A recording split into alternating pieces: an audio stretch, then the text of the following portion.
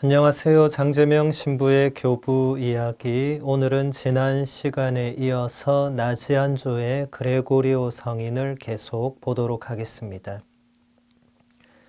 381년 콘스탄티노플에서 개최된 두 번째 보편 공의회에 참가하는 동안 그레고리오 성인은 콘스탄티노플의 주교로 선출이 되었고 공의회의 의장직도 맡게 되었습니다. 그러나 곧바로 반대 세력들의 극심한 반대에 부딪히게 되었고 이러한 적개심들은 그레고리오 성인에게 매우 견디기 힘든 것이었습니다.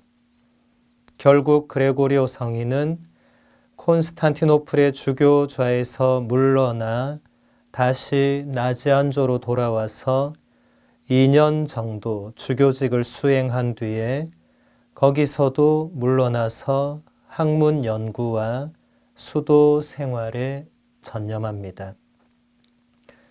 그레고리오 성인은 우리에게 하느님의 우선성을 깨닫게 해 주었으며 우리와 이 세상을 향해서 하느님 없이 인간은 자신의 위대함을 잃어버리게 되며 하느님 없이는 참된 인문주의도 없다는 중요한 가르침을 주었습니다.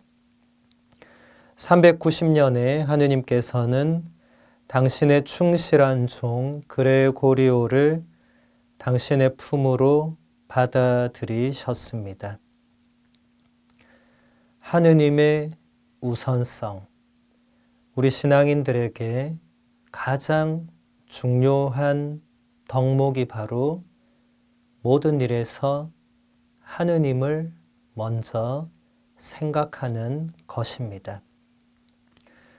시편 46편 11절에서 하느님은 이런 말씀을 하시죠. 너희는 멈추고 내가 하느님임을 알아라. 우리가 하느님 없이 달려가는 또 행하는 그 모든 일들을 멈추고 하느님이 어디에 계시는지, 하느님이 나에게 무엇을 원하시는지 이런 것들을 먼저 생각한 뒤에 다시 하느님의 뜻대로 살으라는 말씀이죠. 그레고리오 성인은 언제나 이렇게 살았기 때문에 그런 가르침을 우리에게 줄 수 있었습니다. 또 그레고리오 성인은 온화한 성품을 지녔기에 자신의 시대에 불화와 이단들로 찢겨진 교회 안에서 평화를 되찾는 노력을 평생에 걸쳐서 했습니다. 또 성인은 삼일체 하느님의 신비의 빛을 밝혀주었고 니케아 공의회가 선언했던 성부와 성자와 성령으로 구분되지만 동등한 세 위격 안에서 한 분이신 하느님이 계시다는 정통신앙을 지켜냈습니다. 그레고리오 성인은 바오로 사도의 말씀에 따라서 이렇게 말했습니다. 우리에게는 하느님 아버지 한 분이 계십니다. 모든 것이 그분에게서 나왔습니다. 또 한 분이신 주 예수 그리스도가 계십니다. 모든 것이 그분을 통해서 있습니다. 또 한 분의 성령이 계십니다. 모든 것이 그분 안에 있습니다.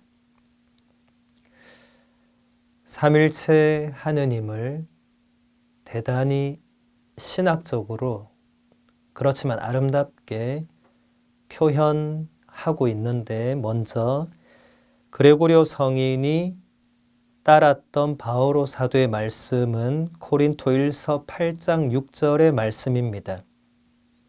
우리에게는 하느님 아버지 한 분이 계실 뿐입니다. 모든 것이 그분에게서 나왔고 우리는 그분을 향하여 나아갑니다. 또 주님은 예수 그리스도 한 분이 계실 뿐입니다. 모든 것이 그분으로 말미암아 있고 우리도 그분으로 말미암아 존재합니다. 그레고리오 성인은 바오로 사도의 이 말씀을 조금 더 해석해서 삼일체 하느님이 우리에게 어떻게 계시는가, 이것을 잘 설명하고 있습니다. 모든 것, 그러니까 우주 만물이죠. 창조된 모든 우주 만물은 성부 하느님으로부터 나왔습니다. 그리고 이 창조된 우주 만물은 성자 예수 그리스도를 통해서 있습니다. 그리고 이 모든 우주 만물은 성령님 안에 있습니다.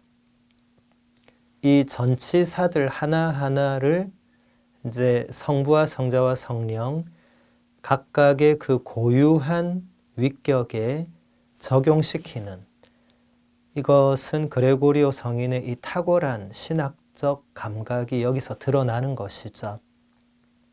또 그레고리오 성인은 그리스도의 충만한 인성에 큰 중요성을 두었습니다. 인간을 육신과 정신과 영혼 전체로 속량하시기 위해서 그리스도께서는 인간 본성의 모든 요소를 다 받아들이셨습니다. 그분이 그렇게 하지 않으셨다면 인간은 구원받지 못했을 것입니다. 그리스도께서 이성을 지닌 인간 정신을 지니지 않았다고 주장했던 아폴리나리스라는 인물과 그를 추종하는 이단을 반박해서 그레고리오 성인은 이렇게 말했습니다. 그리스도께서 받지 않으신 것은 치유받지 못하는 것입니다. 또 이렇게 묻습니다. 만일 그리스도께서 이성을 지닌 지성을 지니지 못하셨다면 어떻게 인간일 수 있겠습니까? 사도 바오로가 이미 자신의 서간에서 예수 그리스도께서는 죄 말고는 우리 인간의 모든 그 본성을 그대로 다 지니고 계셨다. 그분은 하느님과 똑같은 분이셨지만 그 하느님과 똑같은 모습을 그대로 지니지 않으시고 아버지의 뜻에 따라서 인간의 모습을 그대로 받아들이셨다고 이미 말했죠. 그래서 그레고리오 성인은 그리스도께서 인간으로서 만약에 우리 인간이 지니고 있는 것 중에 뭔가를 받지 않으셨다면 그것은 우리가 하느님께로부터 치유받지 못하는 것이다. 바꿔서 말하면 그런 게 없다는 겁니다. 죄 말고는. 죄는 우리가 우리 고의로 저지르는 거지 하느님께서 처음부터 우리에게 창조할 때부터 죄라는 것을 심어서 창조해 놓은 것이 아니기 때문에 예수님은 죄가 없으셨죠. 우리는 죄를 짓죠. 이것은 받은 것이 아니라 우리가 짓는 것이죠. 그리고 예수님께서 만약에 이성을 지닌 지성을 지니지 못했다면 참된 인간, 진짜 인간이 아니었겠죠. 그리고 그런 주장을 하는 이단들이 많이 있었지만 가톨릭 교회는 그런 이단들을 모두 다 거부했습니다. 예수님이 진짜 인간이 아니셨다면 그분은 인간의 구원자가 되실 수 없습니다. 하느님이시면서 동시에 인간이신 유일한 분이 바로 예수 그리스도이시고, 그렇기 때문에 그분이 유일한 구원자, 하느님과 인간 사이의 중개자, 중재자, 구세주, 메시아, 이 모든 것이 될 수 있는 것이죠. 만약에 예수님이 하느님이신데 진짜 인간이 아니거나, 반대로 예수님이 인간인데 진짜 하느님이 아니거나, 둘 다 이단입니다. 그리고 둘 다 참된 인간의 구원자가 될 수 없습니다.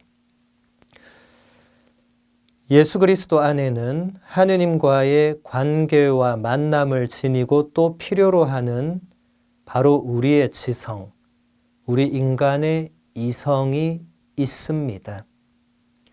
그리스도께서는 사람이 되시면서 우리가 그분처럼 될 수 있는 가능성을 우리에게 주셨습니다.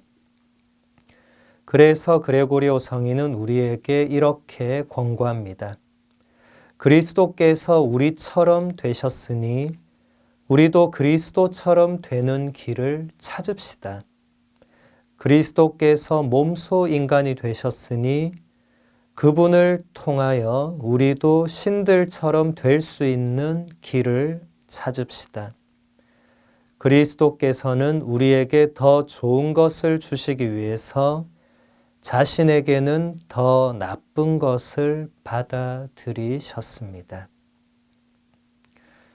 이것이 바로 교부들이 자주 이야기했던 거룩한 교환의 신비라는 것입니다. 우리가 미사를 봉헌할 때 감사송에서도 혹은 예물기도 같은 곳에서 이 표현이 한 번씩 등장합니다. 거룩한 교환으로 하느님께서 우리에게 생명을 주신다는 거죠. 그것이 바로 예수 그리스도 덕분에 가능해진 것인데, 예수님께서 하느님이시지만 우리와 똑같은 인간이 되심으로써 우리 인간이 이제 하느님처럼 될 수 있는, 혹은 태초에 하느님께로부터 받았던 그 하느님의 모상을 회복할 수 있는 길이 열리게 되었고, 그레고리오 성인은 우리도 그런 길을 이제 찾아야 된다고 말합니다. 예수님께서는 우리에게 그런 길을 열어주시기 위해서 당신에게는 더 나쁜 것, 그러니까 굳이 받지 않으셔도 되었을 이 인간의 본성, 인간의 육신, 우리 인간이라는 이 존재를 받아들이신 거죠. 우리를 위해서 그렇게 자신을 낮추신 것입니다. 이 예수님의 자기 낮춤, 이것을 통해서 우리가 하느님께로 올라갈 수 있게 된 이것이 거룩한 교환이다. 엄청난 교환이죠. 사실 동등하게 교환되는 게 아니죠. 우리 쪽에서는 사실 하는 게 없죠. 그리고 하느님 편에서는 좋을 게 없죠. 그저 순수하게 무조건 우리 쪽에 좋은 거죠. 그러니까 이것은 일방적인 물물 교환이나 쌍방의 이익이 되는 그런 교환을 생각하시면 안 됩니다. 이것은 전적으로 하느님 쪽에서, 하느님 편에서 인간을 향해서 전적으로 순수하게 베풀어 주시는 호의와 은총과 사랑과 자비 때문에 가능한 교환입니다. 예수 그리스도에게 인성을 주신 마리아는 참으로 하느님의 어머니이시며 그분의 지극히 높은 임무로 볼 때 마리아는 미리 깨끗해지셨습니다. 이 표현은 원죄 없이 잉태되신 성모 교리의 서곡이라고 할 수 있습니다. 마리아는 그리스도인들, 특히 동정녀들의 모범으로 제시되고 또 도움을 청하는 이들을 도와주시는 분으로 드러납니다.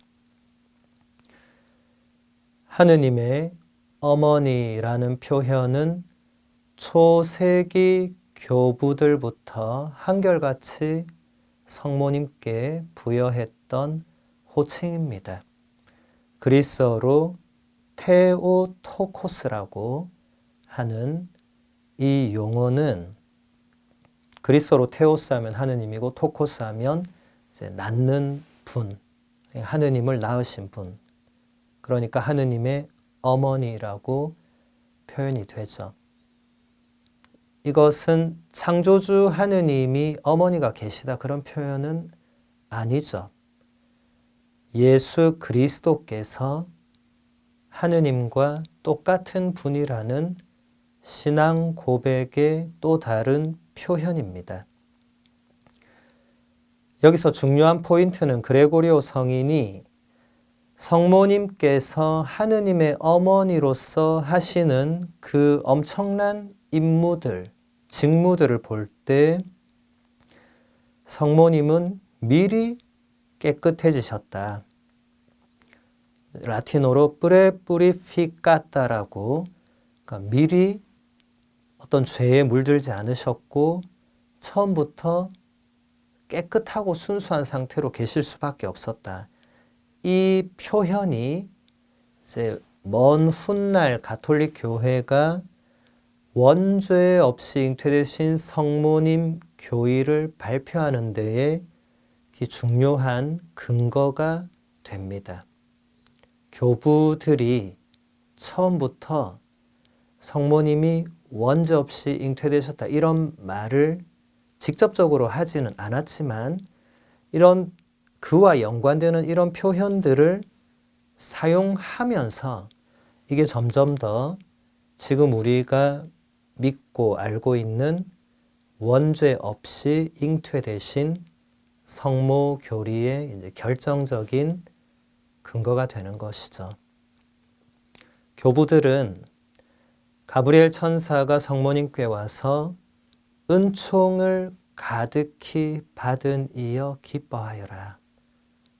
이 말씀, 은총을 가득히 받았다는 것을 이제 어떻게 해석을 할 것인가? 이것을 놓고 이런 표현을 받은 분은 성모님밖에 없거든요.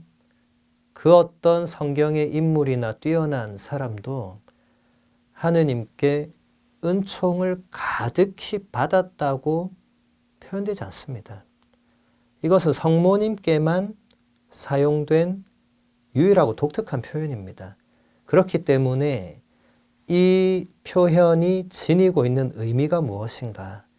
교부들은 거기에 집중을 했고 이것은 성모님은 인간이 태어날 때부터 지니고 있을 수밖에 없는 그 죄의 결과, 뭔가 악으로 기울어지는 그런 경향이나 성향이나 죄를 쉽게 지어버리는 그런 우리의 어떤 약한 무언가를 지니지 않으신 순수한 상태. 왜냐하면 그렇게 되어야 하느님의 아드님께서 그 태중으로 들어오실 수 있기 때문에 교부들의 엄청난 묵상과 사색이 거기에 담긴 것이죠. 그래서 이 부분에 대해서는 최근에 이제 마리아의 신비를 풀다라는 이제 책이 있습니다. 그 우리말로 번역된 그 임성근 신부님 번역하신 그 책을 보면 이제 구약의 이 전통 안에서 또 유다교의 전통 안에서 또 신약 성경 안에서 그리고 가장 결정적으로는 교부들 안에서 그 성모님의 신비가 어떻게 드러나는가를 그 책이 대단히 잘 보여주고 있습니다. 그래서 참고하시면 되겠습니다. 또 그레고리오 성인은 우리가 서로 연대해야 한다는 것을 상기시키면서 이렇게 말하고 있습니다. 우리 모두는 주님 안에서 하나입니다. 부자나 가난한 이나 노예나 자유인이나 건강한 사람이나 아픈 사람이나 할 것 없이 다 그러합니다. 모두가 머리이신 예수 그리스도 한 분으로부터 유래하기 때문입니다. 한 몸 안에 여러 지체가 활동하는 것처럼 우리 각자가 서로에게 또 모두가 모두에게 얽혀 있습니다. 아픈 이들과 어려움을 겪고 있는 이들에 대한 사랑의 실천, 이것이 바로 우리의 육신과 영혼을 위한 유일한 구원의 길입니다. 지금 그레고리오 성인은 사도 바오로가 말했던 그 그리스도의 신비체, 그리스도의 몸인 교회를 설명합니다. 사도 바오로는 로마인들에게 보낸 편지에서 이렇게 말합니다. 우리도 수가 많지만 그리스도 안에 한 몸을 이루면서 서로 지체가 됩니다.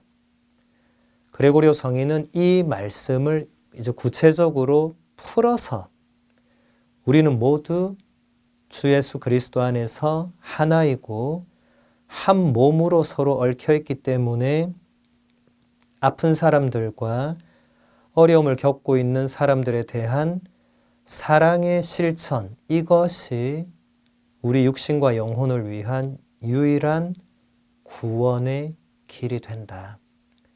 애덕을 실천하는 것이 신앙인들에게는 첫 번째 으뜸 가는 계명이고 그와 동시에 그것이 바로 구원으로 가는 유일한 길이다. 반대로 말하면 다른 거 다 열심히 해도 그것을 하지 않으면 구원의 길로 나아갈 수가 없다는 뜻이 되겠죠.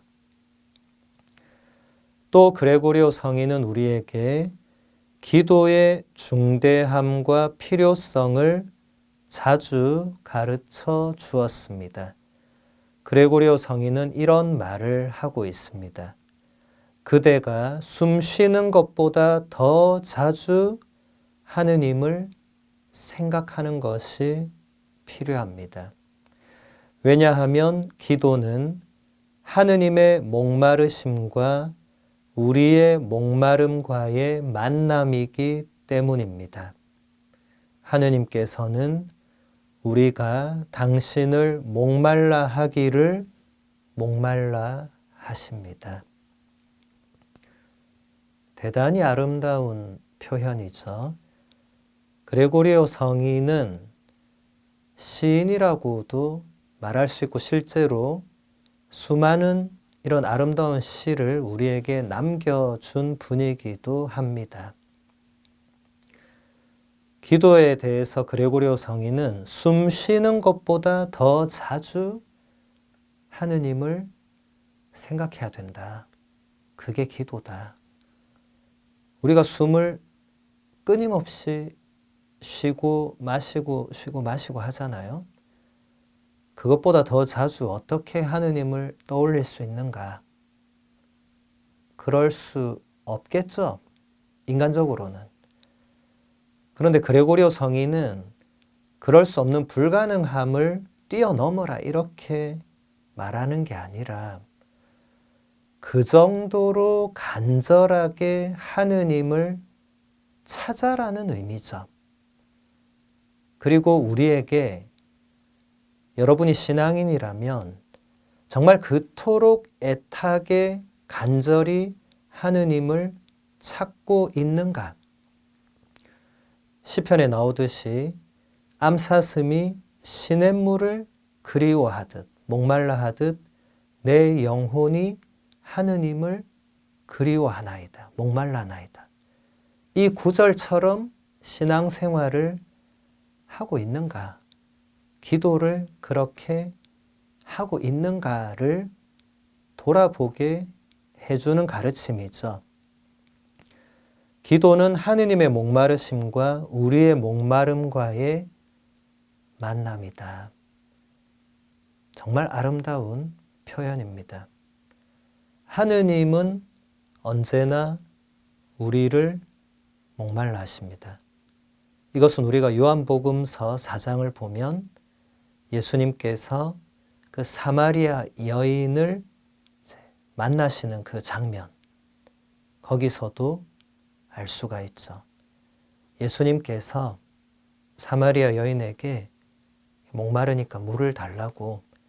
근데 단순히 진짜 목이 너무 말라서 물 한 그릇만 떠다 주면 내 물 먹고 가겠다. 이런 의미의 대화들이 아니었죠. 왜냐하면 이어지는 대화들을 보면 예수님이 그 사마리아 여인이 떠준 물을 마셨다는 얘기도 성경에 나오지 않고 이어지는 대화는 전혀 그냥 물 먹고 가고 물 먹고 오는 그런 차원이 아니기 때문입니다.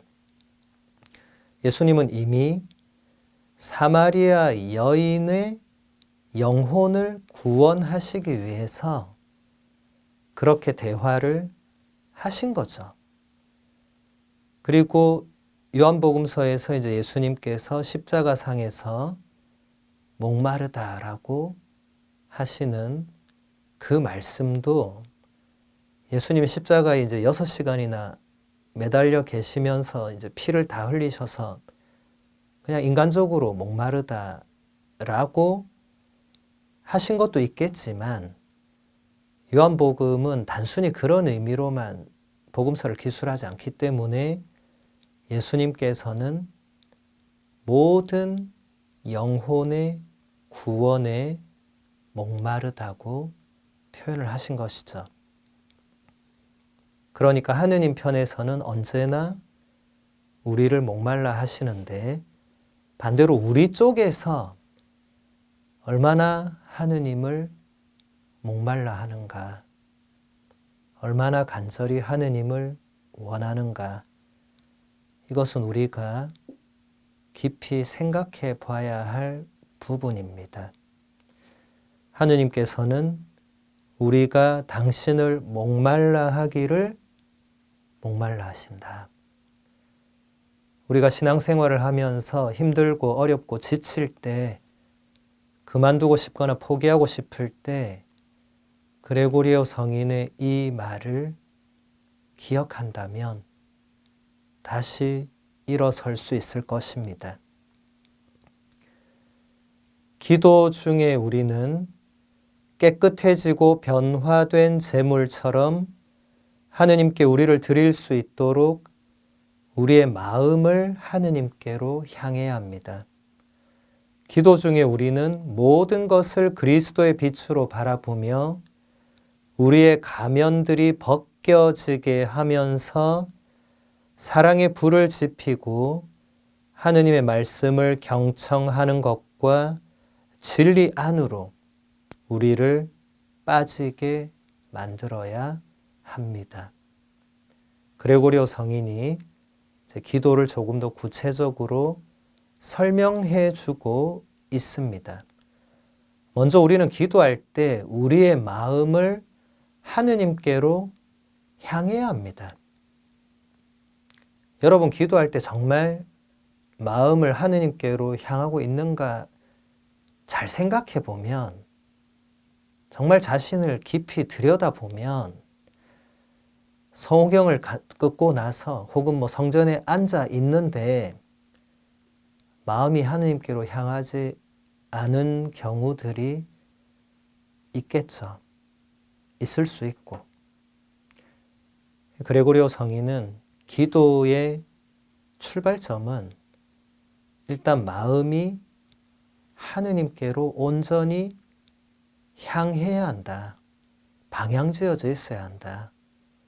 우리 내면의 눈길과 시선과 관심이 하느님 아닌 곳을 향하면서도 입으로는 기도를 할 수 있죠. 그런 것이 올바른 기도가 아니라는 거죠. 그리고 우리의 가면들이 벗겨져야 된다. 기도할 때 우리가 솔직해져야 한다는 겁니다. 적어도 하느님 앞에서는. 우리는 많은 경우에 하느님 앞에 가서 기도하려면 미리 준비를 잘해야 되고 이제 이런 게 있잖아요. 이건 나쁜 건 아닌데 그러다 보니까 하느님 앞에 가서도 그냥 있는 그대로의 나의 부족함을 그분께 말씀드리고 드러내 보이기보다는 그분이 싫어하실 만한 것, 그분이 원하지 않는 부분은 싹 빼거나 숨기고 이제 나머지 뭔가를 가지고 기도를 할 수 있죠. 그러면 이게 그레고리오 성인의 표현을 빌리면 가면을 쓴 상태로 하느님께 하느님 제가 요즘 이렇습니다. 이 부분을 도와주시고 근데 뭔가 지금 빠져 있는 게 있을 수 있는 거죠. 이 진솔함, 가면 여기서 잘 보면 내가 가면을 벗는다는 능동태를 쓰지 않고 그레고리오 성인이 가면이 벗겨지도록 해야 된다. 수동태를 사용합니다. 그러니까 우리가 우리 스스로 가면을 벗고 하느님께 있는 그대로의 우리 자신을 보여주는 게 가장 좋지만 우리가 그러지 못하거나 그러기가 어려울 때 그럴 때는 하느님께서 적어도 기도 안에서는 나와 하느님과의 둘만의 그 만남 안에서는 하느님 앞에서 우리의 가면이 벗겨질 수 있도록 그냥 부서지고 엎어지고 더럽혀지고 그냥 쓰러져 있는 그런 내 모습을 있는 그대로 드러내 보여질 수 있도록 하라는 겁니다. 루카복음서 15장의 그 되찾은 아들의 비유를 떠올리시면 됩니다. 렘브란트의 그 유명한 그림도 떠올리시면 도움이 될 것입니다. 그게 기도라는 거예요. 그 아들이 아버지께 다시 돌아갈 때 세수를 싹 깨끗이 하고 샤워를 하고 양복을 차려입고 그렇게 아버지께 가지 않았죠. 돼지우리에서 돼지를 치다가 그냥 그 모습, 그 꼬라지 그대로 갔죠. 그래서 그 아버지가 그 모습을 보고 너는 어떻게 그 꼴을 하고 나한테 왔느냐고 하지 않으셨잖아요. 어서 옷을 갈아입히고 가락지를 끼우게 하고 잔치를 벌이게 했잖아요. 그 아버지가 바로 하느님 아버지이십니다. 그래서 우리도 그 둘째 아들처럼 하느님을 멀리 떠나서 있을 수 있고 돼지를 치는 그 지경까지 떨어질 수 있습니다. 근데 다시 아버지께로 돌아오면 됩니다. 양복을 입을 필요가 전혀 없습니다. 왜냐하면 아버지께서 새로 옷을 입혀 주실 것이기 때문에 그냥 오면 됩니다. 그거 걱정한다고 못 돌아오는 사람이 많다는 거죠.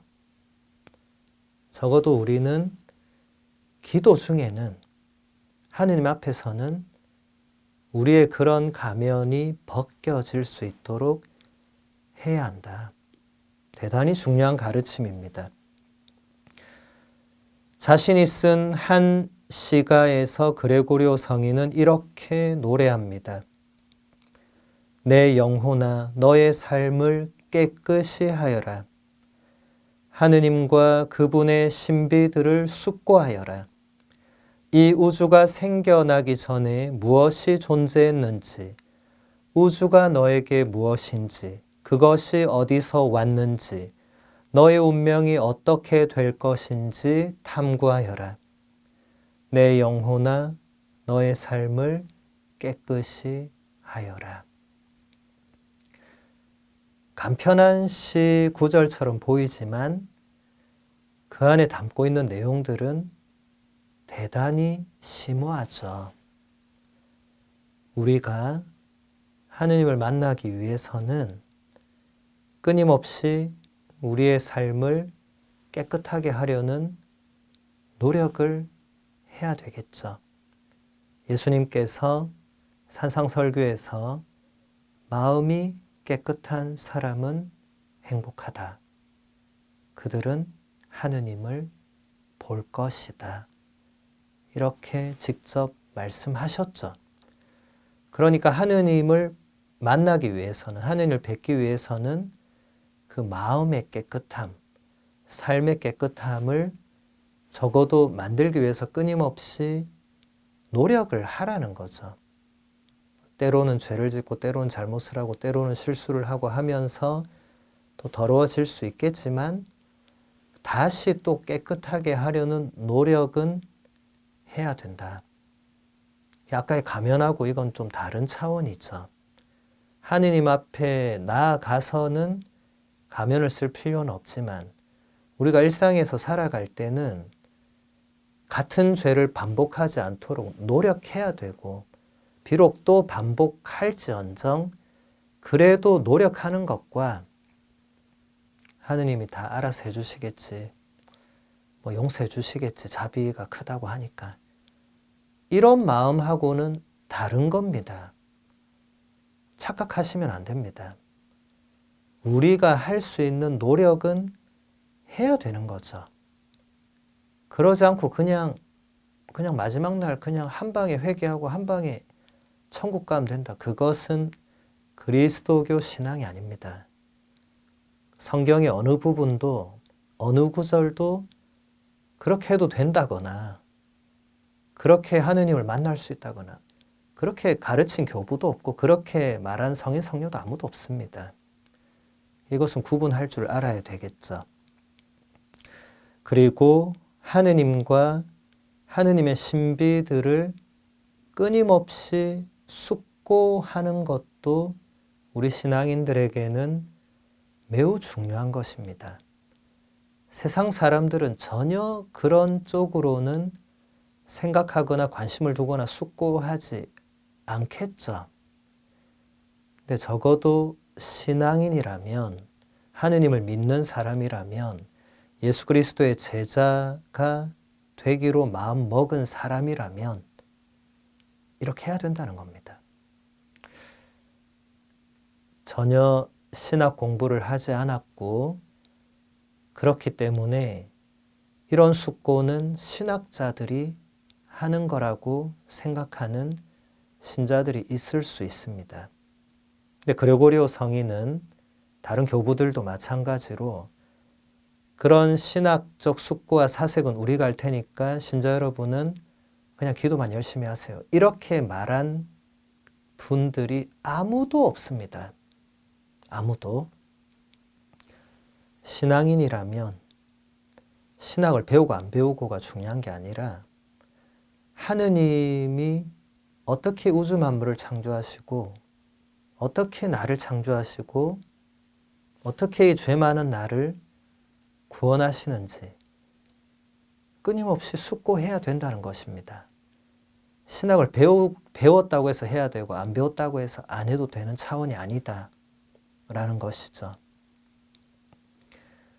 그레고리오 성인은 자기 자신에 대한 피로를 극복해내기 위해서 하느님께 가까이 다가가야 한다고 느꼈습니다. 성인에게 있어서 자신의 약함과 비참함에 힘겨워하는 우리 인간의 삶에서 하느님의 사랑에 대한 체험은 언제나 새로운 바람이 되어 주었습니다. 그레고리오 성인은 우리에게 이렇게 말하고 있습니다. 내 영혼아, 참된 빛을 찾아라. 너의 삶에서 가장 고귀한 것을 찾아라. 네가 하느님을 목말라 하기를 목말라 하시는 그분과의 만남이 바로 너의 삶이다. 이것은 그레고리오 성인의 시는 아니고 그레고리오 성인의 그 말씀들을 바탕으로 그레고리오 성인이 지금의 우리에게 이렇게 말하고 있다고 표현해도 무방한 것이겠죠. 자기 자신에 대한 피로를 극복해내기 위해서 하느님께 가까이 다가가야 한다. 우리가 자신의 나약함, 비참함, 그런 죄로 인해서 겪게 되는 그런 부패와 그런 것을 보면 정말 그런 자신을 받아들이는 게 너무나 힘들죠.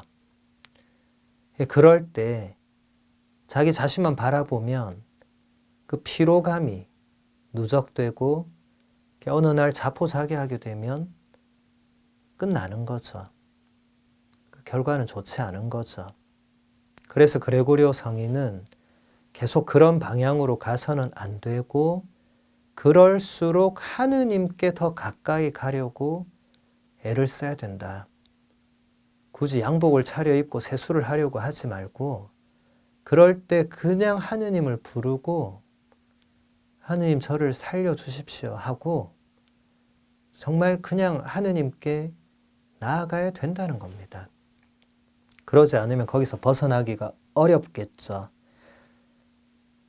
자신의 약함과 비참에 힘겨워하는 우리의 삶 속에서 하느님의 사랑을 체험할 때마다 그 체험은 언제나 우리에게 새로운 공기, 새로운 활력소, 새로운 바람이 되어준다는 것입니다.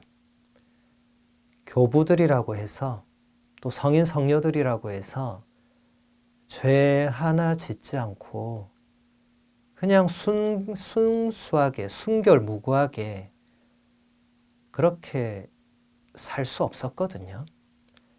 그분들도 자신의 죄와 나약함과 비참, 타락 때문에 그런 참회의 눈물을 흘려야 했고 그런 자신을 있는 그대로 받아주시고 용서해 주시는 그 하느님의 엄청난 사랑을 체험하면서 또 다시 일어설 수 있었던 것입니다.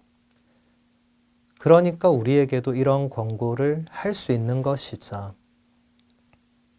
그래서 우리에게도 정말 참된 빛을 찾아라. 아무리 어둠 속에 있을지라도. 그리고 가장 고귀한 것을 찾아라. 우리가 아무리 세속적인 것에 눈이 멀어 있을지라도. 그리고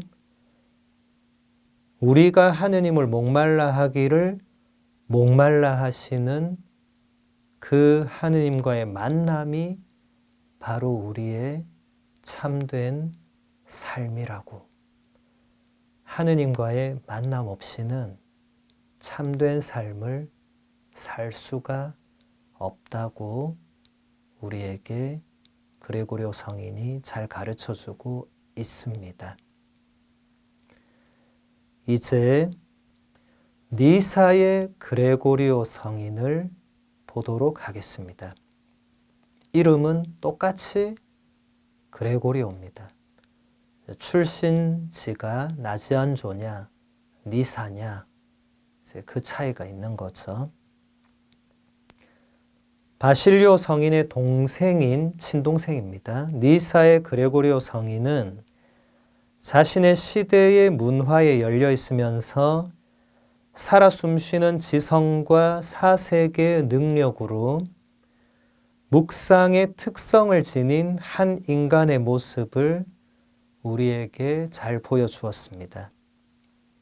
그렇게 함으로써 그레고리오 성인은 그리스도교 역사에서 깊고 원천적인 사상가로 드러나게 되었습니다. 335년경에 태어난 그레고리오 성인은 아버지요 스승이라고 직접 자신의 작품에서 불렀던 형 바실리오와 누이 마크리나 성녀에게 직접 교육을 받았습니다. 그레고리오 성인은 형과 누이와 마찬가지로 금욕 생활에 전적으로 헌신했습니다. 그 후에 니사의 주교로 선출되었고 열정적인 목자의 모습을 보여줌으로써 신자 공동체의 존경을 받았습니다. 그를 반대하는 이단의 세력들 때문에 잠시 주교좌를 떠나야 했지만 다시 돌아왔고 그 후에 계속해서 참된 신앙을 지키기 위해 그들과 싸워야 했습니다. 교부들의 공통점이 여기서 드러나죠. 대부분의 교부들은 정통신앙을 지키기 위해서 자신의 그 주교 자리, 교구장 자리에서 물러나거나 쫓겨나거나 귀양가거나 유배를 가면서까지도 정통신앙을 수호하려는 그 의지를 굽히지 않은 거죠. 조금만 타협해도 자리 보전을 얼마든지 할 수 있었을 건데 그 조그만 타협도 교부들은 결코 받아들이지 않았습니다. 왜 그랬을까요? 그 조그만 타협의 결과물은 끔찍하다는 것을 알았기 때문일 것입니다. 이 계시 진리를 표현하는 데 있어서 그 작은 표현 하나도 뭔가 바뀌게 되면 거기서 또 온갖 오류와 잘못된 해석과 이단과 사이비들이 나올 수 있는 가능성이 몇 배로 커지겠죠. 정해져 있는 이 신앙을 지키기 위해서는 타협이란 게 있을 수 없습니다. 순교자들의 정신도 마찬가지죠. 순교자들도 조금만 타협해도 적어도 죽지 않을 수는 있었을 것입니다. 그 순간에 그냥 배교하겠다고 말하고 나는 더 이상 예수 그리스도를 믿지 않겠다고 말하고 넘어가고 나중에 신앙생활 하면 된다고 하면서 타협하고 죽을 때까지 신앙생활을 해도 누가 뭐라 하겠어요. 자기 결정인데. 근데 순교자들은 아무도 그렇게 하지 않았습니다. 그 어린 나이에 순교했던 루치아 성녀나 우리나라의 유대철 베드로 성인이나 뭐 이런 분들 또 뭐 그러니까 나이는 그렇게 중요하진 않지만 어쨌든 그 순교자들도 교부들과 마찬가지로 정통신앙, 자신의 신앙에 있어서는 한 발도 물러설 수가 없었던 것이죠. 지금의 우리가 가장 배워야 할 부분일 것입니다. 바실리오 성인이 죽은 후에 그의 영적인 유산을 물려받으면서 그레고리오 성인은 여러 교회 회의에 참여했고 교회 안에 여러 대립을 줄이려고 애썼으며 381년에 개최돼서 성령의 신성을 인정한 콘스탄티노플 공의회에서 핵심적인 역할을 했습니다.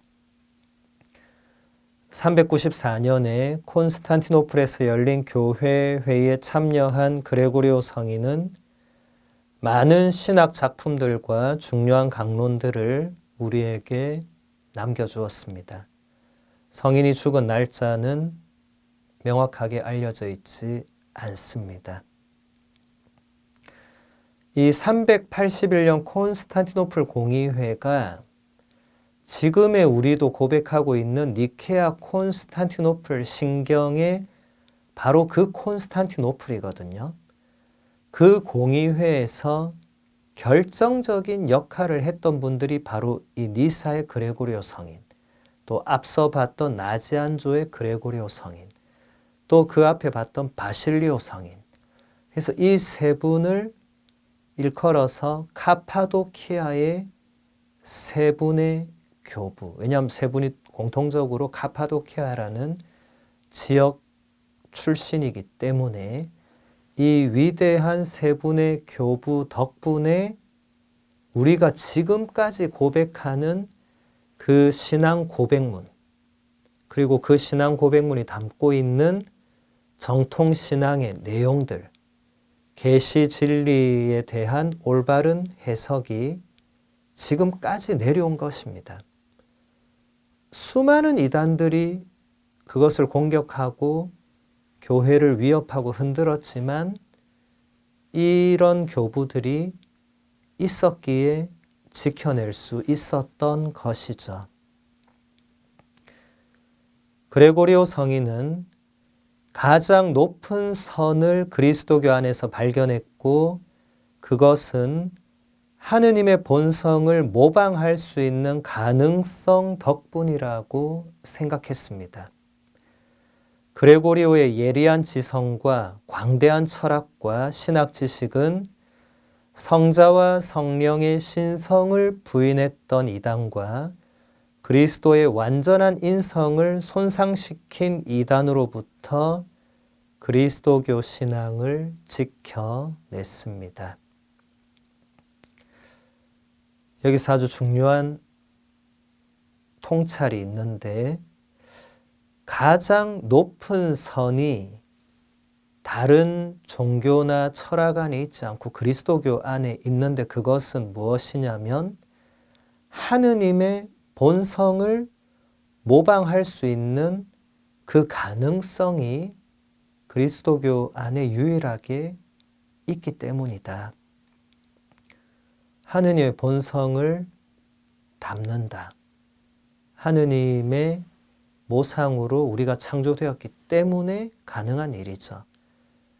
이것이 다른 그 어떤 종교나 철학에서보다 그리스도교 안에서 인간의 품위와 존엄이 가장 분명하게 그리고 가장 높게 드러난다는 것입니다. 또 그레고리오 성인은 성자의 신성을 부인했던 에우노미우스라고 이제 아리우스의 이제 후계자라고 보면 됩니다. 그리고 성령의 신성을 부인했던 마케도니오주의 혹은 마케도니우스 이단 이런 이단이 있었어요. 성령을 신적인 존재, 삼일체 하느님의 그 한 위격으로 인정하지 않았던 이단이 있었는데 다 물리쳤고 또 그리스도의 완전한 인성, 예수 그리스도가 우리와 똑같은 인간이라는 그 진리를 부인하고 손상시켰던 아폴리나리스라는 그 인물과 그의 추종자들이 만든 이단도 물리쳤죠.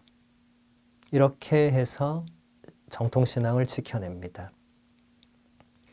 그레고리오 성인은 인간의 창조에 집중해서 성경을 주석했는데 그레고리오에게 창조는 그 중심 주제 가운데 하나였습니다. 그레고리오 성인은 피조물 안에서 창조주의 반영을 보았고 바로 거기서 하느님께로 향하는 길을 발견했습니다. 또 그레고리오 성인은 모세의 생애에 관한 아주 중요한 책을 썼습니다. 그 작품에서 모세는 하느님을 향해 나아가는 한 인간으로 묘사되고 있습니다. 모세가 시나이 산에 오른 것은 그레고리오에게 인간의 삶 속에서 참된 삶, 하느님과의 만남을 향하여 우리가 올라가는 그 여정의 모상이 됩니다. 그레고리오 성인에게 있어서 창조는 굉장히 중요한 주제였는데 창조된 피조물 안에 창조주의 어떤 흔적, 모습이 담겨 있고 그렇기 때문에 우리는 피조물을 통해서 하느님께로 향하는 길을 발견할 수 있다. 물론 이것은 그레고리오 성인만의 고유한 신학은 아닙니다. 대부분의 교부들의 주장했던 것이기도 하지만 그레고리오 성인이 특별히 이 주제를 더 집중해서 다루면서 피조물 안에서 드러나는 그 창조주 하느님의 현존, 이 부분을 더 분명하게 보여줬다는 것이죠. 또 모세의 생애에 관한 책 안에서는 모세라는 인물이 보여준 그 여정이 바로 우리 신앙인들이 걸어가게 되는 그 여정을 잘 보여주는 그런 모상이 된다.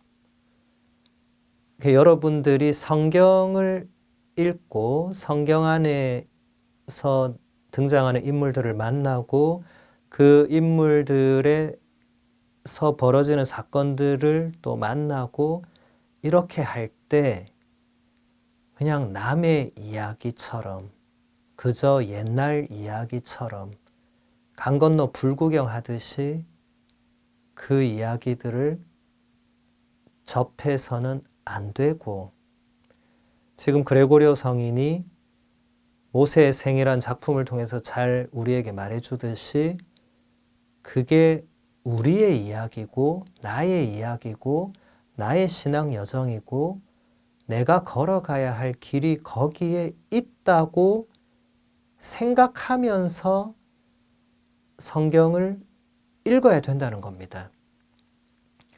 물론 우리가 모세와 똑같이 하느님께 80살에 부르심을 받고 모세처럼 누군가를 죽이고 도망을 가고 뭐 이렇게 하지 않겠죠. 그런 의미로 제가 말씀드리는 게 아니라, 그레고리오 성인도 지금 그런 의미로 말하는 게 아니라 그 모세라는 한 인물이 걸었던 그 긴 신앙의 여정들은 우리도 걸어가야 되는, 그리고 우리도 우리 신앙의 여정 안에서 모세처럼 하느님의 부르심을 받고 이미 받았을 수 있고 받을 수 있고 앞으로 받을 수 있고, 그리고 받고 나서 또 모세처럼 도망갈 수 있고 거부할 수 있고, 또 그럴 때 모세처럼 하느님께서 아론이라는, 그러니까 우리에게 아론과도 같은 그런 신앙의 동반자나 영적 지도자를 보내주실 수 있고 보내주실 것이고, 이렇게 모세가 걸었던 여정을 우리도 비슷하게 걸어간다는 것입니다.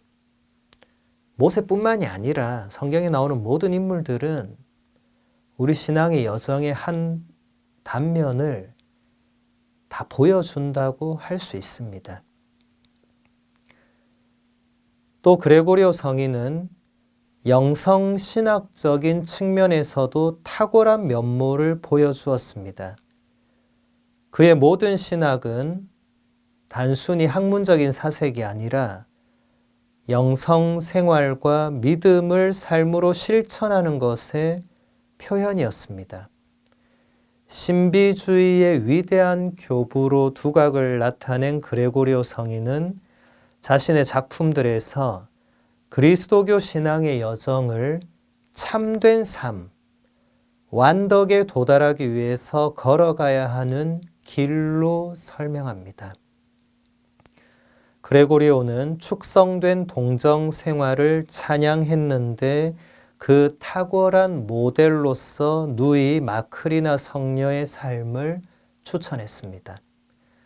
사실 그레고리오에게 마크리나 성녀는 언제나 좋은 길잡이요 모범이었습니다. 이것은 교부들에게 공통된 부분이기도 한데, 교부들의 신학은 대부분 학문적인 사색의 결과물이 아니었고 그분들이 직접 했던 그 영성생활, 그리고 그분들의 하느님을 향한 믿음을 삶으로 실천해낸 것을 자신들의 신학 언어로 표현한 거죠.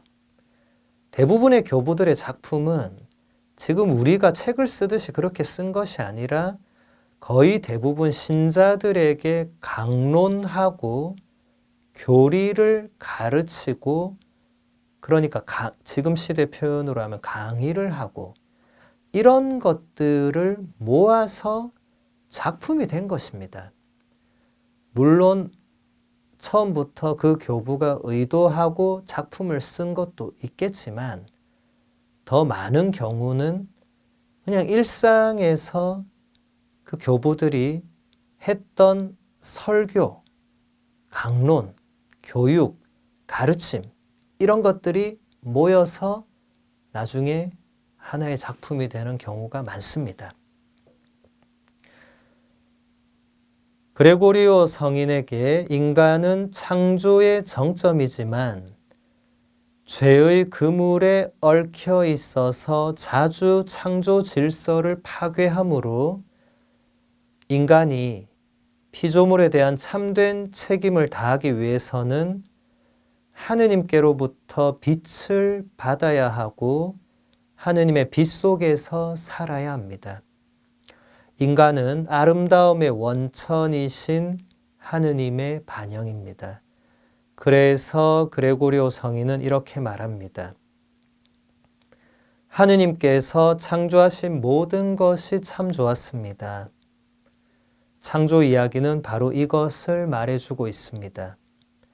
하느님께서 만드신 참 좋은 것들 가운데 인간이 있습니다. 인간은 모든 아름다운 것들보다 더 탁월한 아름다움으로 꾸며졌습니다. 순수하고 부패할 수 없는 아름다움과 비슷한 그 인간과 비교할 때 다른 그 무엇이 인간보다 더 아름다울 수가 있겠습니까? 인간은 영원한 생명의 반영이자 모상이며 그 자체로 정말 아름답고, 아니 가장 아름다우며 그의 얼굴은 생명의 빛나는 표징으로 덮여 있습니다. 하느님의 창조물 중에 으뜸이자 절정이자 완성이라고 할 수 있는 그 인간의 아름다움을 이렇게 표현해 낼 수 있다는 것이 참 놀랍죠. 그레고리오 성인이라고 해서 우리 인간의 아름답지 않은 부분들을 몰라서 이렇게 말하는 것이 아닙니다. 이미 앞에서 보면 인간은 창조의 정점이지만 죄의 그물에 얽혀 있어서 자주 창조 질서를 파괴한다는 것을 알고 있었죠. 아니까 그렇게 표현을 하는 거죠. 그럼에도 불구하고 인간은 아름다움의 원천이신 하느님의 반영이고 하느님께서 창조하신 모든 것 중에 가장 아름다운, 창세기를 보면 하느님께서 보시니 손수 만드신 모든 것이 참 좋았다. 다른 피조물을 창조하실 때는 하느님께서 보시니 좋았다, 보시니 좋았다, 보시니 좋았다. 마지막 날 인간을 창조하시고 나서 하느님께서 보시니 손수 만드신 모든 것이 참으로 좋았다. 좋았다고 번역한 이 그리스어, 라틴어 이 원문 의미는 그냥 굿의 의미도 있지만 아름답다는 의미, 또 여러 가지 의미, 고대어는 의미가 많으니까 아름답다는 의미가 더 본질적인 단어들이 사용되었습니다. 하느님께서 창조의 정점으로 마지막에 인간을 창조하시고 나서 당신이 보시기에도 인간이 참으로 아름답게, 왜냐하면 인간만이 당신에게서 나온 그 당신의 모상, 당신의 본성과 비슷한 그 무언가를 인간만이 지니고 있기 때문에 그 아름다움이 인간에게 있다는 거죠. 그것을 우리가 찾아야 되고 회복해야 된다는 것입니다. 인간은 하느님에 의해서 꾸며졌으며 다른 모든 피조물 위에 존재합니다. 그레고리오 성인은 이렇게 말합니다. 하늘은 하느님의 모상에 따라 만들어지지 않았고 달과 해와 별들의 아름다움과 창조 안에서 생겨난 다른 그 어떤 것들도 그렇게 만들어지지는 않았습니다. 오직 인간만이 자신 안에서 빛나고 있는 분을 닮았습니다. 존재하는 그 무엇도 인간의 위대함에 비해서 위대하지 않습니다. 오직 하느님이 계실 때에만 인간은 자신의 이 참된 위대함에 다다를 수 있습니다. 이건 계속 그 창조를 신학적으로 풀어내고 있는 거죠. 이 아름다운 하늘조차도 하느님의 모상에 따라 만들어진 것은 아닙니다. 해와 달과 별들과 이 아름다운 대자연 전체도 우리 눈으로 보기에 그토록 아름다울지라도 하느님의 모상에 따라 창조된 것이 아닙니다. 저 아름다운 꽃들도 하느님의 모상이 그 안에 담겨 있지 않습니다.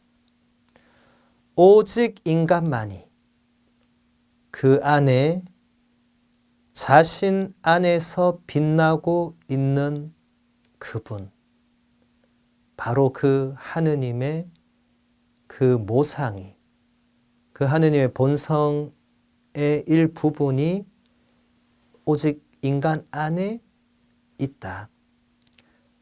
그러니까 같은 창조 이야기를 읽어도 누군가는 참 허무맹랑한 이야기네 이러고 넘어갈 건데 지금 니사의 그레고리오 성인은 그 창조 이야기 안에서 이런 엄청난 진리를 끌어내고 있는 거죠. 우리가 이것을 깨달아야 한다는 것입니다. 저 아름다운 꽃도 강도 하늘도 구름도 수많은 바닷속 생명체들도 자신 안에 하느님이 있는지 없는지 자신이 어디로부터 왔는지 모르죠. 그냥 지음 받은 대로 사는 거죠. 오직 인간만이 그것을 알고 있죠. 내가 어디서부터 왔는지, 나와 이 우주 만물이 어디서 유래했는지 알고 있죠. 이것을 우리가 깨달아야 됩니다. 그레고리오 성인의 말씀대로 이것은 오직 하느님이 계실 때에만 인간은 자신의 이 참된 위대함에 다다를 수 있다. 하느님의 현존을 의식하지 못하고 하느님이 계신다는 것을 믿지 못하고 받아들이지 못하는 사람들은 이 인간의 참된 위대함에 도달하기가 어렵겠죠. 자신 안에서 빛나는 하느님을 전혀 알지 못할 것이고 받아들이지도 않을 것이고 그러다 보면 아름다움을 찾아가는 길이 아니라 그냥 세속적인 길을 걸어갈 가능성이 대단히 높겠죠. 그러므로 인간은 자신 안에 있는 하느님의 불꽃의 반영을 알아차릴 수 있습니다. 그 불꽃으로 자신의 마음을 정화시키면서 인간은 태초에 그랬던 것처럼 아름다움의 원형이신 하느님의 빛나는 모상을 지닌 존재로 되돌아갑니다. 이렇게 인간은 자신을 정화하면서 마음이 깨끗한 사람이 그러하듯이 하느님을 볼 수가 있습니다. 그러므로 우리의 마음속에 있는 더러움들을 깨끗이 씻어내어서 우리 자신 안에 있는 하느님의 빛을 되찾아야 합니다. 우리는 우리 안에 이미 하느님께서 주신 그 아름다움, 하느님이 심어놓으신 그 하느님의 불꽃, 하느님의 빛, 그런 것이 우리 안에 있다는 것을 깨달아야 됩니다. 그것은 우리가 거부할 수 없는 사실입니다. 하느님께서 인간을 창조하실 때 누구 안에는 당신의 빛을 넣어주고 누구 안에는 안 넣어주고 이렇게 창조하신 게 아니거든요. 모든 사람에게 똑같이 넣어주신 겁니다. 그것을 얼마나 찾아가느냐, 찾아내느냐가 이제 관건이 되겠죠. 그런 의미에서 성인, 성녀들은 우리에게 모두 좋은 모범이자 모델이 됩니다.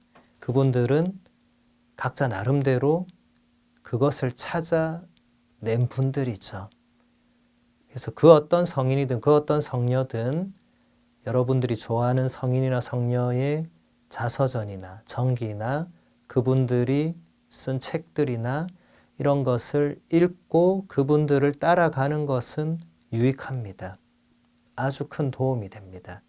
우리 자신 안에 있는 그 하느님의 빛, 하느님의 불꽃, 이것을 발견하고 알아차리는 데에 큰 도움이 됩니다.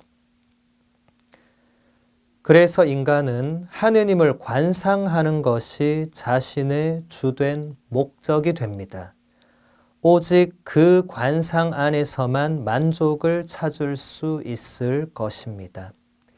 인간은 끊임없이 영적인 삶, 하느님과 대화를 나누는 삶을 향해서 나아가야 합니다. 인간의 충만한 자아 실현은 거룩함 안에 있고 다른 사람과 세상을 위해서 빛나는 삶이 되는 하느님과의 만남 안에 사는 삶에 있습니다. 하느님을 관상하는 것이 인간의 주된 목적이 되어야 한다. 이게 무슨 말인가? 끊임없이 영적인 삶, 하느님과 대화를 나누는 삶을 향해서 나아가는 것이다. 하느님을 만나는 것이죠. 하느님을 알려고 애쓰는 것. 하느님을 끊임없이 바라보고 그분을 만나기 위해서, 그분을 사랑하기 위해서 간절히 목말라 하는 거죠. 그런 것이 이제 관상이라는 조금 어려운 용어로 표현된 건데, 그런 어려운 용어를 굳이 쓰지 않더라도 그냥 하느님을 알고 싶습니다. 하느님을 더 사랑하고 싶습니다. 이런 갈망과 열망이 우리 안에 있다면, 그리고 그것이 우리 인간의 가장 중요한 목적이 되어야 한다고 그레고리오 성인이 지금 이야기를 하는 거죠. 결국 이렇게 사는 것을 추구할 때 인간은 충만한 자아 실현에 이룰 수 있다. 왜냐하면 하나님께서 창조하신 목적에 가장 부합하는 길로 끊임없이 추구하면서 나아가니까 결국 자아 실현은 거기서 완성이 된다는 거죠. 나는 누구인가? 여기는 어딘가? 라는 그 물음에 누가 답해줍니까? 아무도 답해주지 않죠. 내가 찾아야 되는데 내가 어디서 찾느냐? 어디서 찾을 수 있습니까? 하느님과의 만남 안에서. 하느님이 누구이신지를 알고 하느님이 창조하신 내가 누구인지를 제대로 알 때 그 안에서 비로소 자아 실현이 이루어지는 거죠. 내가 누구이고 어디서 왔는지를 명확하게 알게 되는 것입니다. 이처럼 그레고리오 성인은 인간 존엄의 드높은 측면을 보여주었습니다.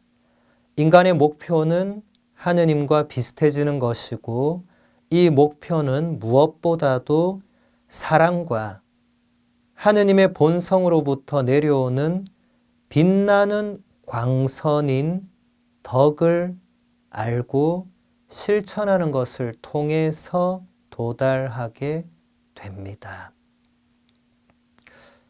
우리는 하느님으로부터 받은 그 모상을 되찾고 결국 그러면 하느님과 다시 비슷해지면서 하느님의 그 본성에 우리도 참여하게 돼서 우리도 영원히 살 수 있는, 그게 우리 그리스도인들의 가장 큰 목표인데, 그것을 실천하기 위해서는, 그 목표를 향해 가기 위해서는 덕을 알고 실천하는 것을 통해서 도달한다. 덕이 무엇인가? 그리스도교는 믿음, 희망, 사랑이라는 그 향주 3덕을 가르치고, 그리고 이제 절제, 용기, 또 현명, 정의라는 이 네 가지의 중심이 되는 덕, 그래서 사추덕이라고 하는데, 이것을 지금 그레고리오 성인이 말하고 있는 하느님의 본성으로부터 내려오는 빛나는 광선이 바로 이 향주 3덕과 중추 덕을 말합니다. 그래서 이 중추 덕을 우리가 여기서 잠시 본다면, 지에서 8장 7절에 보면 이런 말씀이 있습니다. 누가 의로움을 사랑하는가? 지혜의 노고에 덕이 따른다. 정령 지혜는 절제와 예지를, 정의와 용기를 가르쳐 준다. 그래서 우리 교회는, 또 교부들은 이 지혜서의 말씀에 따라서 절제와 예지, 또는 현명함, 슬기라고도 할 수 있고, 또 정의와 용기, 이것이 네 가지의 중심이 되는 덕이구나 라고 배우는 거죠.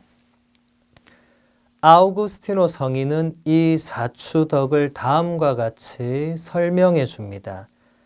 잘 산다고 하는 것은 마음을 다하고 정신을 다하고 뜻을 다해서 하느님을 사랑하는 것 이외에 다른 것이 아닙니다. 하느님께 대한 사랑을 손상하지 않고 온전히 보존해야 합니다. 이것이 절제입니다. 이 사랑은 어떠한 불행에도 흔들리지 않습니다.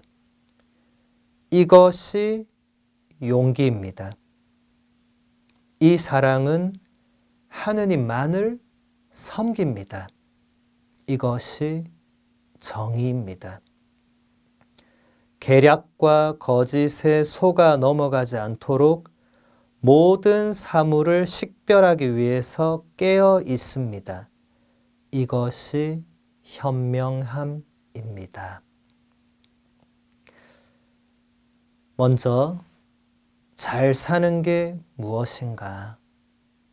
우리도 웰빙 하잖아요. 참된 웰빙이 무엇인가? 그것은 바로 마음을 다하고 정신을 다하고 뜻을 다해서 하느님을 사랑하는 것이다. 이것은 사실 아우구스티노 성인이 독창적으로 대답한 게 아니라 이미 신명기 6장 4절에서 5절에 나오는 그 하느님의 말씀, 그리고 예수님께서 또 그 신명기 6장 4절 5절을 인용해서 하셨던 말씀, 그 말씀을 그대로 따르고 있는 것이죠. 그런데 중요한 것은 그 말씀대로 사는 것이 바로 지금 우리가 추구하고 생각하는 그 웰빙, 잘 사는 것, 행복하게 사는 것, 그게 바로 이렇게 하느님을 사랑하는 것 외에 다른 게 아니다. 다른 데서 아무리 웰빙을 찾고 행복을 찾아도 못 찾는다는 말이죠. 그리고 이제 니사의 그레고리오 성인이 말했던 그 덕, 정말 우리가 하느님과 비슷해지는 그 목표에 도달하기 위해서 실천해야 되는 그 덕이 무엇인가? 하느님에 대한 사랑을 손상하지 않고 온전히 보존하는 것. 그리고 어떠한 불행에도 하느님을 향한 그 사랑이 흔들리지 않는 것. 그리고 오직 하느님만을 섬기는 것. 그리고 계략과 거짓에 속아 넘어가지 않도록 모든 사건이나 모든 사물을 식별하기 위해서 언제나 깨어 있는 것. 이렇게 들으니까 굳이 사추덕이 뭔지 일일이 그것을 외우지 않더라도 이렇게 살아가는 것이 우리가 하느님과 비슷해지는 길이구나. 모든 교부들은 그 가르침들이 결국 공통된 분모를 상당히 지닙니다.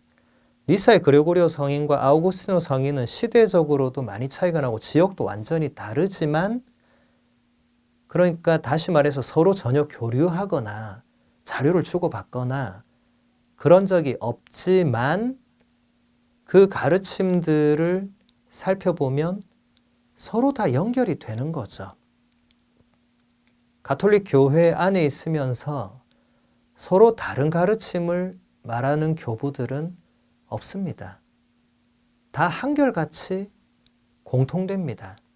이것은 우연이 아닙니다. 짜고 치는 것도 아니에요. 그럴 수가 없죠. 시대와 지역이 다르고 인터넷도 없고 휴대폰도 없고 아무것도 없는데 그럴 수가 없죠. 이것은 교회의 신비입니다. 교부들이 개별적으로 묵상하고 뭔가를 우리에게 꺼내놨을 때 그때 그분들은 이게 그 선대나 후대 누군가와 어떻게 연결되고 몰랐겠죠. 알 수도 없던 시절이었고. 근데 정말 후대에 우리가 보니까 너무나 놀랍게도 신비하게도 다 서로 연결이 되는구나. 교회의 신비죠. 교회는 예수 그리스도의 몸이죠. 그러니까 결국 예수 그리스도께서 이루시는 신비죠. 성령 안에서 이루어지는 신비입니다.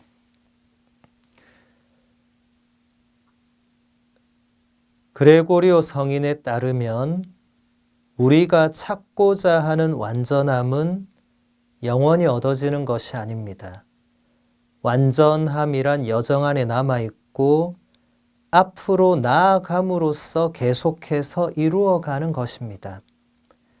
왜냐하면 우리는 결코 하느님과의 충만한 비슷함에는 다다를 수 없기 때문입니다. 우리는 언제나 여정 중에 있습니다. 우리가 지상에서 하느님을 향해 나아가는 여정은 이 지상 안에서는 그 충만함의 완성에 도달할 수 없다는 것을 그레고리오 성인이 분명히 하고 있습니다. 하지만 중요한 것은 우리는 끊임없이 앞으로 나아가야 한다. 바오로 사도가 필리핀들에게 보낸 편지에서 보면 이런 말을 합니다. 형제 여러분, 나는 이미 부활을 차지하였다고 여기지 않습니다. 그러나 이 한 가지는 분명합니다. 나는 내 뒤에 있는 것을 잊어버리고 앞에 있는 것을 향하여 내달리고 있습니다. 그레고리오 성인에 따르면 이 구절에서 앞에 있는 것은 더 위대한 것, 진리, 사랑, 이런 것을 의미한다고 주해를 하고 있습니다. 그러니까 바오로 사도도 이 지상에서의 그 순례 여정 동안에는 이미 부활을 차지했다고 여기지 않는다. 그러니까 이미 하느님과 비슷해지는, 하느님의 본성에 참여하는 그 충만함에 도달했다고 생각하지 않는다고. 지상에선 그럴 수 없다는 것이죠. 그러나 분명한 한 가지는 내 뒤에 있는 것을 잊어버리고 끊임없이 앞에 있는 것을 향해서 나아가는 게 중요하다. 지상에서 그 최종 목표에 도달하지 못할지라도 모세가 가나안 땅으로 건너가지 못했을지라도 그 시나이 산의 여정의 그 끝에 올라서 하느님을 만났던 것처럼 우리도 그렇게 이 지상에서는 가나안으로 갈 수 없죠. 가나안은 이제 하늘나라를 예표하죠.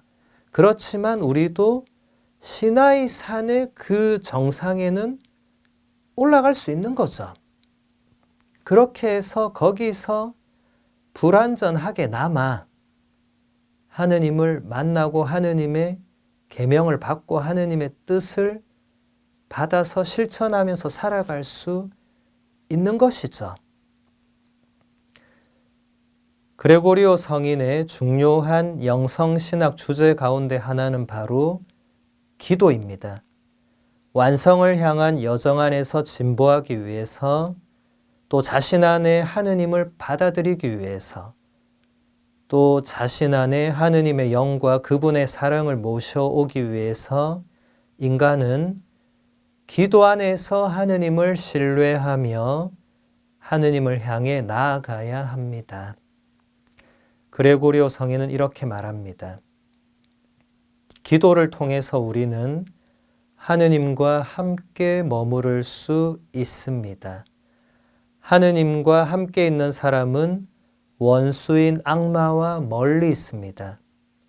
기도는 순결을 지탱해주고 지켜주며 분노를 멈추게 하고 평정심을 유지하게 하며 자만심을 다스리게 해줍니다. 기도는 동정의 파수꾼이고 혼인의 충실함을 지켜주며 깨어있는 이들에게 희망이고 땅을 경작하는 이들에게 풍요로운 열매이며 항해하는 이들에게 안전함입니다. 정말 기도가 어떤 처지에 있는 어떤 사람이건 간에 그 기도의 중요성과 그 열매가 무엇인지를 너무나 잘 가르쳐 주고 있죠. 그레고리오 성인은 우리에게 하느님에 대해서 말만 하지 말고 자신 안에 하느님을 모셔야 한다고 가르쳐 줍니다. 이것은 언제나 유효한 가르침입니다. 우리는 모든 형제들을 위한 사랑 안에서 살아가면서 기도하는 가운데 이 가르침을 실행할 수 있습니다. 말로써 하느님을 표현하는 것은 어려운 일이 아니죠. 그런데 자신 안에 하느님을 모셔야 한다. 신앙인은 입으로 하느님을 찾고 입으로 하느님께 도움을 청하고 그렇게 하는 사람이 아니라 자신 안에 하느님을 모시는 사람입니다. 그레고리오 성인이 신앙인의 정체성을, 신앙인이 어떤 사람인가를 분명하게 가르쳐주고 있는 것이죠. 또 그것은 기도하는 가운데 성인의 표현대로 기도를 통해서 우리는 하느님과 함께 머무를 수 있기 때문에 그게 바로 하느님을 우리 자신 안에 모셔드리는 것이죠. 그래서 기도는 동정의 파수꾼이고, 그러니까 동정 생활을 하는 모든 성직자 수도자들에게는 기도가 그것을 지켜주는 파수꾼이고, 또 혼인 성사로 가정을, 부부와 가정을 꾸리고 있는 분들에게도 기도가 그 충실함을 지켜주고, 또 나머지 모든 우리 신앙인들, 또 인생을 살아가는 모든 사람들에게 기도가 주는 열매가 엄청나다는 거죠. 우리가 힘들고 지치고 어려울 때 다른 곳에서 뭔가 해결책을 찾거나 답을 찾거나 하지 말고 기도를 통해서 하느님 안에서 하느님의 뜻대로 찾아 나가야 하는 것이 우리 신앙인의 삶이라는 것입니다. 그것이 우리의 또 정체성이라는 것입니다. 오늘은 여기서 마무리하도록 하겠습니다. 감사합니다.